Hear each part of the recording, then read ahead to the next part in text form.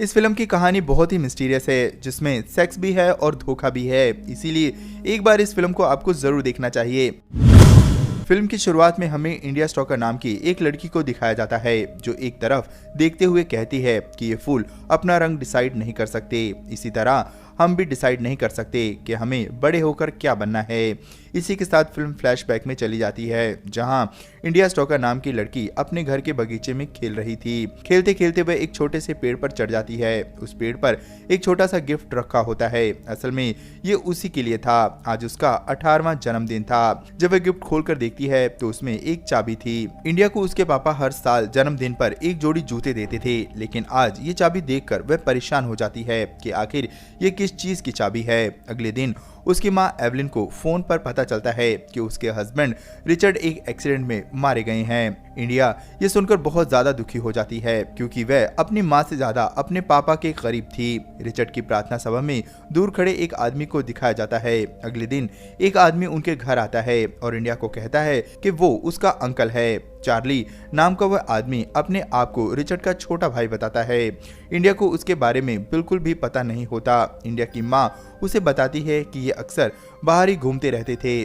Charlie कहता है कि अगले कुछ दिन वह यहीं रहने वाला है। एल्विन को चार्ली से कोई समस्या नहीं थी, लेकिन इंडिया को चार्ली कुछ ठीक नहीं लगता था। वह सोचती थी कि चार्ली आज ही क्यों आया है। चार्ली ऐसा दिखाता है कि जैसे वो इंडिया को बहुत अच्छी तरह जानता है। वह अक्सर उसके आसपास रहने की कोशिश करता है, लेकिन इंडिया उससे दूर भागती रहती है। उनके घर की मेड मैवलिक चार्ली को देखकर हैरान हो जाती है। चार्ली की नजर इंडिया पर ही थी और वह बात करते करते उसके कमरे तक आ जाती है। अगले दिन इंडिया चार्ली को मैवलिक से बात करते हुए देखती है। मैवलिक कहती है कि मैंने तुम्हारे लिए क्या कुछ नहीं किया, तुम्हें हर छोटी बड़ी इंफॉर्मेशन देती रही, लेकिन तुम मेरे साथ ऐसा क्यों कर रहे हो। अगले दिन मैवलिक दिखाई नहीं देती। एल्विन कहती है कि शायद वह अपने गांव चली गई होगी। अब मेड नहीं होती तो खाना बनाने की बात आती है। एवलिन कहती है कि खाना कौन बनाएगा। तब चार्ली कहता है कि खाना मैं बना दूंगा। ऐसा कहते हुए वह इंडिया से बात करने की कोशिश करता है, लेकिन इंडिया चार्ली को बिल्कुल भी भाव नहीं दे रही थी। रात को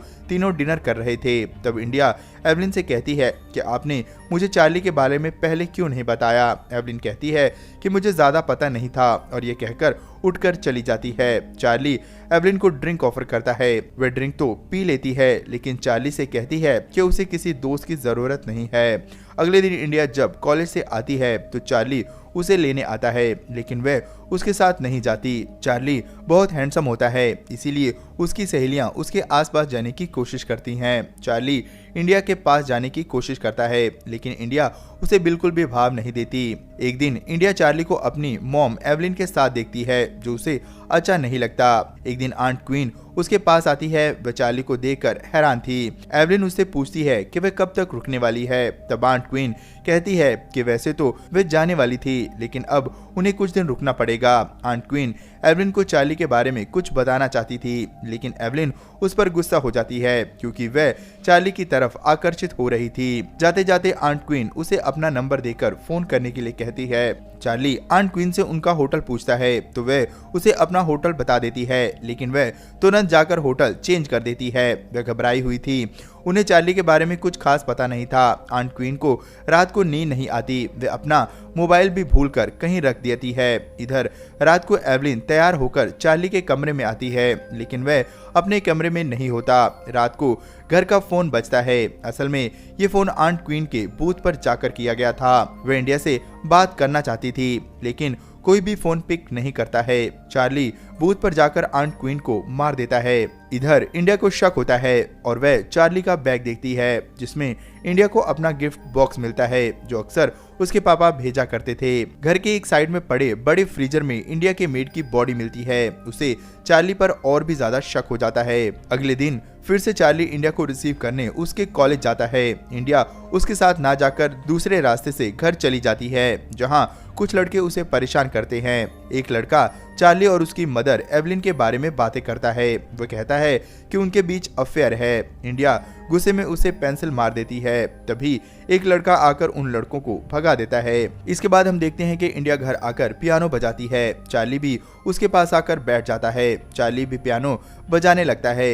पियानो बजाते बजाते चार्ली इंडिया को टच करता है। इंडिया को भी उसे टच करने में कुछ अजीब सा होने लगता है। अचानक से चार्ली उसे छोड़कर चला जाता है।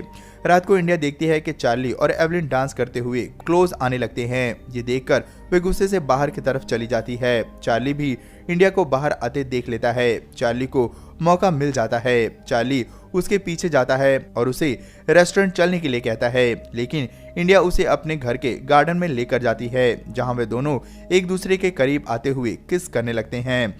किस करते हुए इंडिया चार्ली को काट लेती है। चार्ली को बुरा नहीं लगता और वह ज्यादा अग्रेसिव होकर उससे जबरदस्ती करने लगता है। तभी उसके अंकल हीप उधर आ जाते हैं और उसे रोकने की कोशिश करते हैं। चार्ली उन्हें मारकर उसी गार्डन में दफना देता है।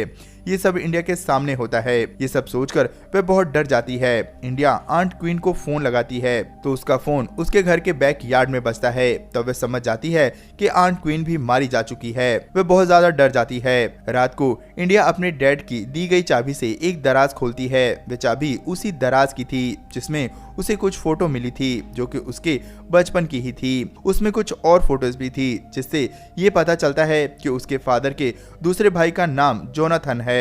हर फोटो के पीछे कुछ न कुछ लिखा हुआ था। ये सब लेकर वह चार्ली के पास जाती है। वहां उसे एक लिफाफा मिलता है जिस पर किसी मेंटल हॉस्पिटल का एड्रेस लिखा होता है जो उसके अंकल चार्ली के नाम था। वह चार्ली के पास आती है। चार्ली उसके हाथ में लिफाफा देखकर समझ जाता है कि उसे सब पता चल गया है। तब चार्ली उसे सारी सच्चाई बताता है। वे कहता है कि जोनाथन उसका बड़ा भाई था। हम दोनों उसके फादर के पास रहते थे। उसके फादर जोनाथन को ज्यादा प्यार करते थे, इसीलिए उसने खेल खेल में जोनाथन को जिंदा दफना दिया था। जब ये बात रिचर्ड को पता चली तो उसे जेल भेज दिया जाता है, जहां उसे मेंटल हॉस्पिटल भेज दिया जाता है। उसने हॉस्पिटल से इंडिया को लेटर भेजे, लेकिन उसके फादर ने उसे उस तक पहुंचने नहीं दिए। उसके 18वें जन्मदिन पर वह इंडिया से मिलने आता है, लेकिन उसके फादर उसे मिलने नहीं देते।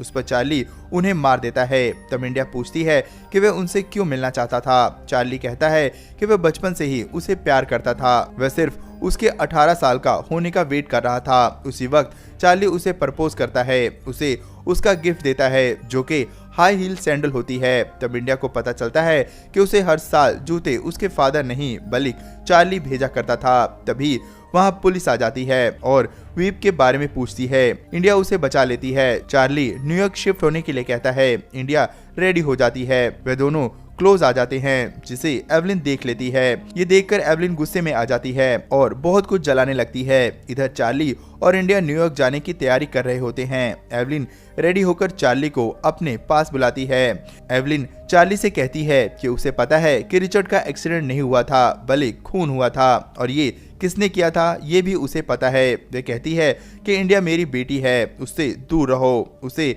जाने दो। तब वह एवलिन को सीड्यूस करते हुए उसकी बेल्ट से उसका गला दबाकर उसे मारने की कोशिश करता है। उसी वक्त इंडिया अपने फादर की गन लेकर आती है और चार्ली को शूट कर देती है। इंडिया चार्ली को मारकर सभी के साथ घर के बैकयार्ड में दफना देती है। उसके बाद वह चार्ली की कार लेकर तेजी से जा रही थी। रास्ते में ओवर स्पीड करके एक पुलिस वाला उसे रोकता है। इंडिया उसे बातों में लेकर उसकी आंखों में कैंची मार देती है और पीछा करके उसे भी गन से शूट कर देती है। यही फिल्म का स्टार्टिंग सीन होता है। उसी के साथ ये फिल्म खत्म हो जाती है।